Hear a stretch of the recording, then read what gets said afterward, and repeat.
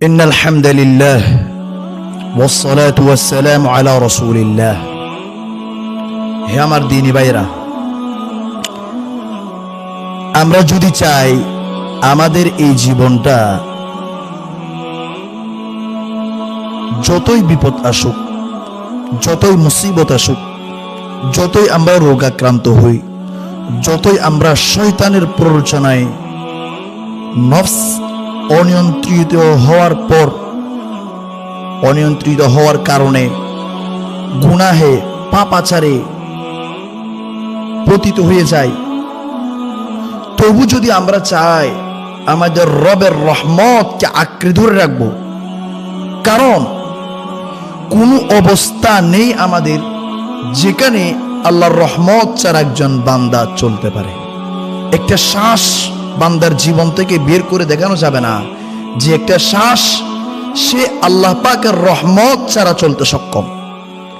কোনো বান্দাকে বের করা যাবে না, নেককার হোক, বদকার হোক, সালেহীন হোক, মুজরিমিনদের থেকে হোক, কারো পক্ষে আল্লাহর রহমত ছাড়া চলা কোনোদিনও সম্ভব না। আমাদের জীবনের প্রত্যেকটা কোণে কোণে আল্লাহ পাকের রহমতের দরকার আছে, আল্লাহ পাকের মাগফিরাতের দরকার আছে। আমরা জানা সত্ত্বেও গুনাহ হচ্ছে, অজানা কারণে গুনাহ হচ্ছে। আমরা অনেকে জানিও না কোন কোন বিষয়গুলো শিরক হয়, কোন কোন বিষয়গুলো ঈমানের সাথে সাংঘর্ষিক, কোন কোন বিষয়গুলো বিদআতের সাথে সম্পৃক্ত। এরকম অনেক কিছু বিষয় আছে যেগুলো আমাদের জানাও নাই, আমাদের গুনাহ হয়ে যাচ্ছে, অজান্তে হচ্ছে। অনেক কিছু আছে আমাদের জানা সত্ত্বে নফসকে নিয়ন্ত্রণ করতে আমরা অক্ষম হওয়ার কারণে এই গুনাহগুলো আমাদের দ্বারা সম্পাদিত হয়। কিন্তু আল্লাহ পাক আমাদেরকে তার আপন দয়ায় রহমতের চাদরে আবৃত রেখেছেন দেখে আমরা এখনো পর্যন্ত এই জমিনের উপর ইজ্জতের চাদর গায়ে দিয়ে চলতেছি আল্লাহ পাকের একমাত্র অশেষ দয়া এবং মেহেরবানিতে। যদি আমরা জীবনের শেষ প্রান্ত পর্যন্ত আল্লাহ পাকের রহমতের চাদর থেকে বের হতে না চাই, চিরস্থায়ীভাবে নিজের জীবনের জন্য আল্লাহর রহমতকে নিজের করে নিতে চাই, তাহলে সর্বোত্তম একটি মাধ্যম হচ্ছে আমাদের অবসর সব সময়গুলো যেন আমরা দুরূদের মধ্যে লাগাই। সব থেকে বেশি দরুদ যেন আমরা আমাদের অবসর সময়গুলোতে পড়ি। বেশি লম্বা দরুদ যদি আমরা পড়তে নাও পারি, অন্তত এতটুকু পড়ি, আল্লাহুম্মা সাল্লি আলা মুহাম্মাদ, আল্লাহুম্মা সাল্লি আলা মুহাম্মাদ, আল্লাহুম্মা সাল্লি আলা মুহাম্মাদ। একান্ত যারা আমরা বড় দরুদ পড়তে পারবো না তাদের ক্ষেত্রে বলা হচ্ছে, যদি বড় দরুদ পড়তে পারি, বিশেষ করে নামাজের মধ্যে যে দরুদ আমরা পড়ি, এটা পড়তে পারলে সবচেয়ে উত্তম। এরপর অন্যান্য অনেক দরুদ আছে, এগুলো আমরা পড়তে পারবো ইনশাআল্লাহ। কিন্তু প্রত্যেক দিন আমরা দরুদ পড়ব, আমাদের অবসর সময়গুলোকে দরুদ দিয়ে ঢেকে দিব ইনশাআল্লাহ।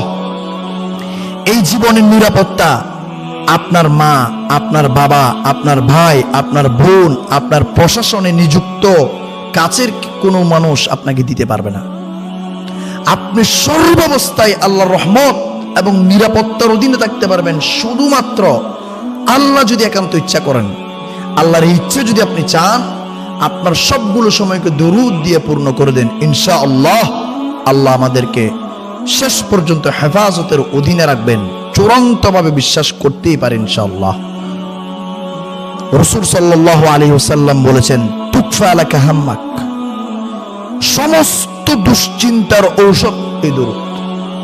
সমস্ত দুশ্চিন্তা, সেই দুশ্চিন্তার সংখ্যা যতই বেশি হোক, সেই দুশ্চিন্তা যতই বড় হোক, সেই দুশ্চিন্তা যত বড় হোক, এই দরুদের মাধ্যমে এই দুশ্চিন্তা থেকে মুক্তির পথ বের করা সম্ভব।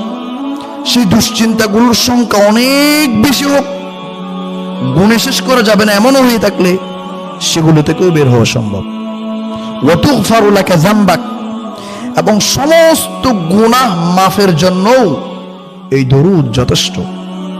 সে গুনাহ যতগুলোই হোক, যত বড় গুনাহই হোক, যদি আপনি দরুদের উপর নিজের জীবনকে গড়ে তুলতে পারেন, আল্লাহ পাক সুবহানাহু ওয়া তাআলা আপনার সমস্ত গুনাহের থেকে মাগফিরাতের ফয়সালা করে দিবেন, সমস্ত গুনাহ থেকে বের হয়ে আসার পথ উন্মোচন করে দিবেন।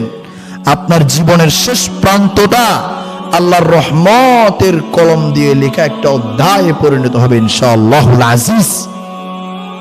এই জীবনের কষ্টগুলো কোনো কষ্ট না, এটা একটা সামান্য সফর কেবলমাত্র। আমরা যদি চাই আমাদের হায়াতের শেষে গিয়ে সমস্ত হিসাবগুলো আমরা মিলাবো, সমস্ত গুনাহগুলোর মাগফিরাতের ফয়সালা আল্লাহ থেকে নিয়ে নিব, সমস্ত আমাল সালিহার